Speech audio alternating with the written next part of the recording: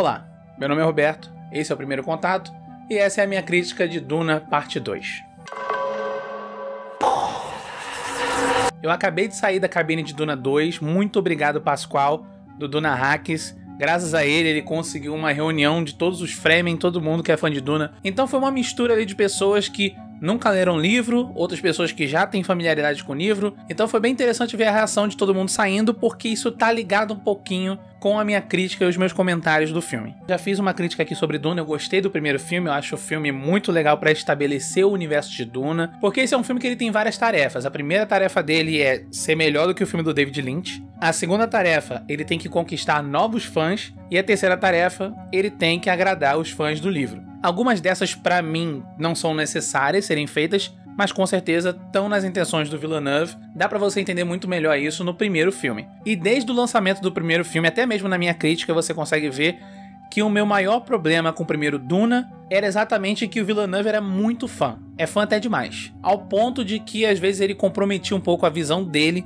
para tentar ser completamente fiel ao material original. Então o primeiro Duna foi um pouco previsível para mim, mas aí não conta tanto porque eu já sou fã, eu já conheço a história e tudo bem. O que acontece no segundo Duna é o completo oposto. Essa é uma crítica sem spoilers, então eu não vou falar nada, nenhuma revelação da trama, nenhum detalhe específico, mas eu vou dar um panorama geral aqui do que me agradou, do que me desagradou e do que eu acho que vai agradar ou desagradar alguns fãs e críticos por aí. Primeiro eu vou tirar logo do caminho as coisas que o filme já fez bem no primeiro e ele continua fazendo no segundo. O primeiro deles é a escala do filme é gigantesca, ele tem toda essa arquitetura mais brutal, mais brutalista, é uma coisa que ao mesmo tempo ela é gigantesca, mas ela é minimalista na quantidade de elementos que o Villeneuve coloca, e eu sei que as pessoas elogiam muito a direção de arte desse filme, ainda mais a fotografia. Eu falei na minha crítica que eu não sou o maior fã da fotografia de Duna, eu acredito que ela tem sim esse contraste que eu acho interessante, mas ao mesmo tempo ela é uma fotografia que pra mim não traz tanta identidade, e eu acho que a maioria dos símbolos que o Villeneuve consegue trazer com sucesso estão mais na narrativa dele, na forma que ele estrutura a história, do que na forma que ele conta o visual de uma maneira mais estática. Toda vez que você tem uma imagem mais estática, obviamente é uma fotografia que agrada aos olhos,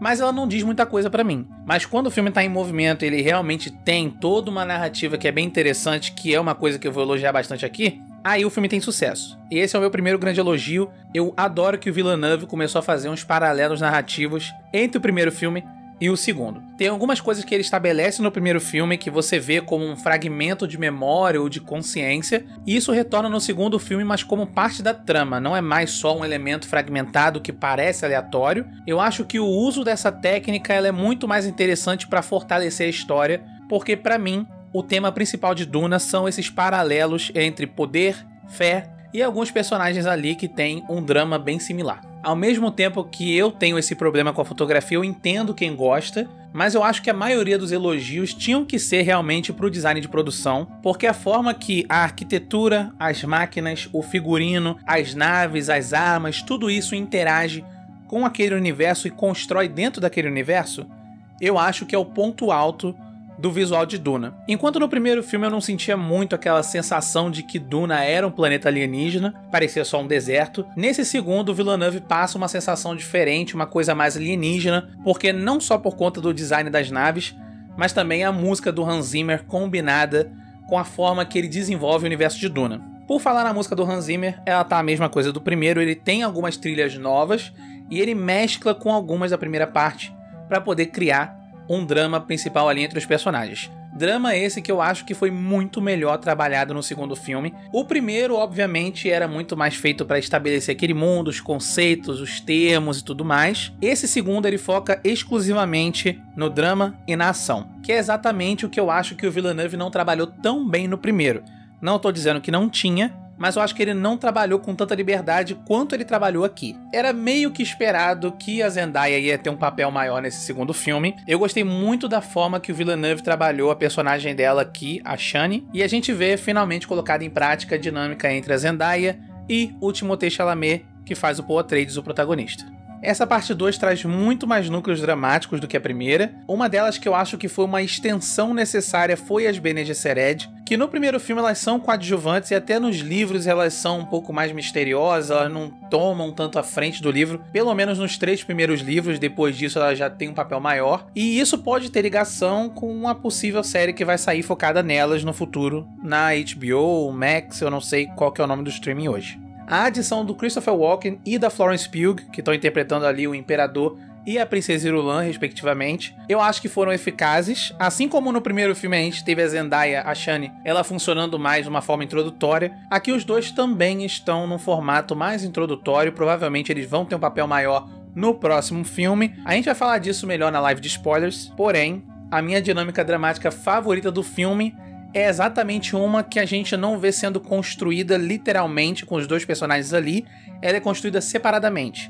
É a relação do Paul Atreides com o Feyd-Rautha, que aqui é interpretado pelo Austin Butler. Eu não estava assim tão animado para essa escalação do Austin Butler, principalmente depois que eu vi o trailer e algumas imagens, ele parecia um vilão meio genérico, porém ele funciona muito bem dentro do filme, a gente sempre tem que ver o filme dentro do contexto dele, o que funciona para aquele filme. E óbvio, eu gosto de uma coisa mais extravagante, mas se a gente fosse deixar ele igual o Sting do David Lynch, não ia funcionar aqui. Ele parece ser o ator que tá mais se divertindo aqui, isso também funciona com o personagem dele, que é um sádico, fazendo caras e bocas, sendo um pouco caricato até, mas é um caricato que funciona. E eu gostei muito dele. A única coisa que eu posso dizer pros fãs do livro, que é sem spoilers, é que provavelmente nem todos vão sair felizes da sala de cinema. Eu sou o tipo de pessoa que não se importa muito com fidelidade ao material original. É óbvio que você não vai deturpar completamente o material original, mas eu acho que aqui o Duna fez o completo oposto do que eu tinha criticado no primeiro filme. Ele foi realmente um pouco mais autoral e ele tomou umas decisões em cima do livro do Frank Herbert. Eu sei que muito fã vai questionar as decisões dele, e quem me segue sabe que eu costumo criticar o Villeneuve em algumas falas dele ou algumas decisões criativas dele, porém, nesse caso, eu tô do lado dele. Eu acho que ele tem sim que dar a visão dele pro filme e fazer as alterações que ele considerar necessárias pro Duna dele.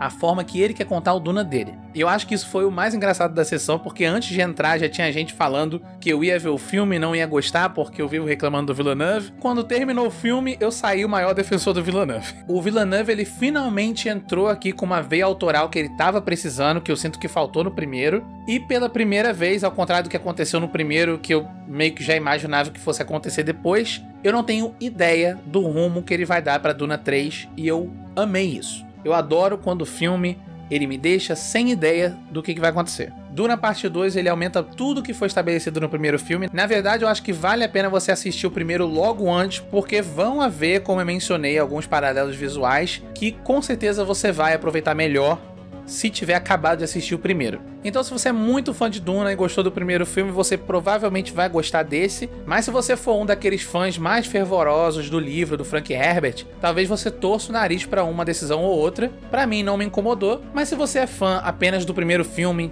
não tem nenhuma conexão com o livro, eu acho que aqui o Villeneuve entregou tudo que no primeiro filme ele não conseguiu entregar para mim, que foi um filme que, repito, gostei, mas ele foi muito rígido, ele tinha muitas tarefas para resolver, ele tinha muitos desafios, enquanto no segundo tudo que o Villeneuve tem que fazer é partir para ação e executar o filme, desenvolver, dessa vez, a visão dele. Diz aí nos comentários se você já assistiu Duna, se gostou ou não, e em breve a gente retorna para falar do filme com spoilers. Muito bem, Villeneuve, estamos amigos de novo, não estamos brigados, só que eu acho que você vai arranjar novos inimigos agora.